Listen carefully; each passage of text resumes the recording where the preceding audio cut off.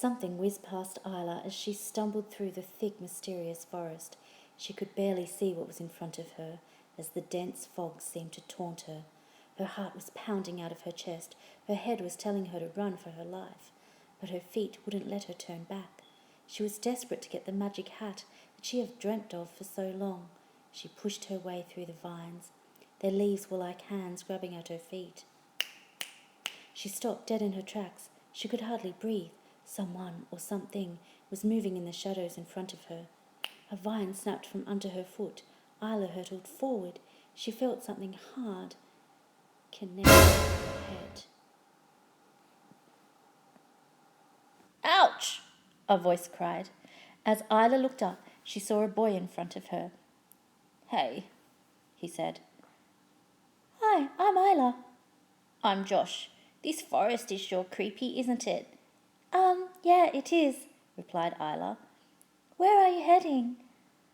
"To visit the Wicked Witch of the Werewolves." "Oh, that's where I'm going. Let's go together. I think the bridge that leads to her house is over there." "Okay, great." As Josh and Isla crossed the bridge, they both stopped at the same time. The mist cleared, and there before their eyes appeared the house that they had dreamt of for so long. It was exactly as they had imagined it. They looked at each other, then started to run to the door. Isla slowly opened the door. The door slammed shut behind them as the axe came down on the cat's head. The Wicked Witch of the Werewolves and another witch with wrinkly skin and spiderweb hair were chopping cats and spiders into bits. The witches stopped what they were doing and turned sharply. Their bloodshot, googly eyes stared right at Isla and Josh. Isla couldn't speak. Fear ran through her entire body. She couldn't feel her legs, and she could hear Josh's knees rattling as they trembled wildly. She tried to flee, but her legs wouldn't let her. "Let's leave now," she mumbled. "I didn't come to these woods for nothing," stammered Josh. "I will leave with that hat." Josh looked at the witches and screamed loudly. "We've come for the magic hat. Please, we need the hat." Without speaking, the witch of the werewolves turned and grabbed a hat and threw it at Josh, then continued chopping the cat's leg. "Okay, now can we go?" whispered Isla. They inched toward the door, and to their surprise it opened. Isla and Josh ran out into the forest.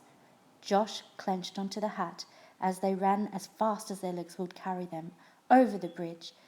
The fog began to appear once again, and as they approached the end of the bridge, they could see black figures in front of them. "What is that?" Isla shouted. "Ah!" screamed Josh. "My worst nightmare! Big, hairy, ugly spiders with sticks." "Let's make a run for it!" screamed Isla. They tried running, but the spiders' webs had their feet. One of the spiders pulled out a sharp, shiny blade. It glistened through the fog as it plunged down onto their heads.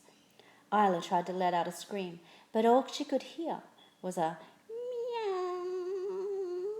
She turned to Josh. His head was fluffy and cute, with ears and whiskers. She looked into the water below and saw her reflection. She had the head of a Siamese cat. Isla and Josh turned back and once again entered the witch's domain.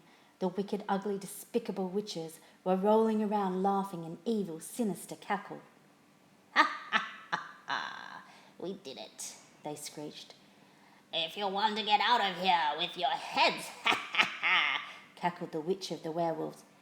"You will need to collect lemons and torch from the haunted hollow tree and kill the spiders.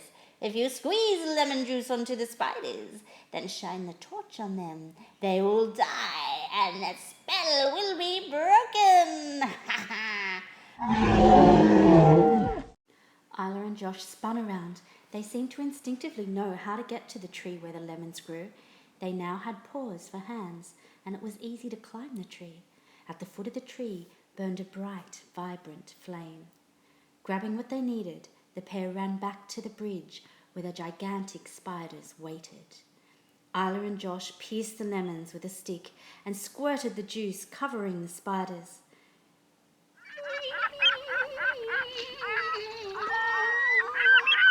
spiders made an awful shrill that echoed through the forest. Josh tossed the burning torch at the spiders.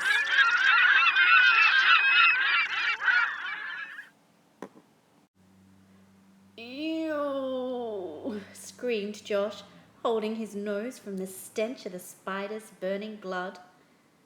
"I heard you!" exclaimed Isla. "We're back! We're okay!" Josh said as he felt his face. "And," said Isla, "we still have the hat!" "Woohoo!" They laughed. The fog in the forest cleared. Isla had made a new friend for life, and she had dared to live out her dream.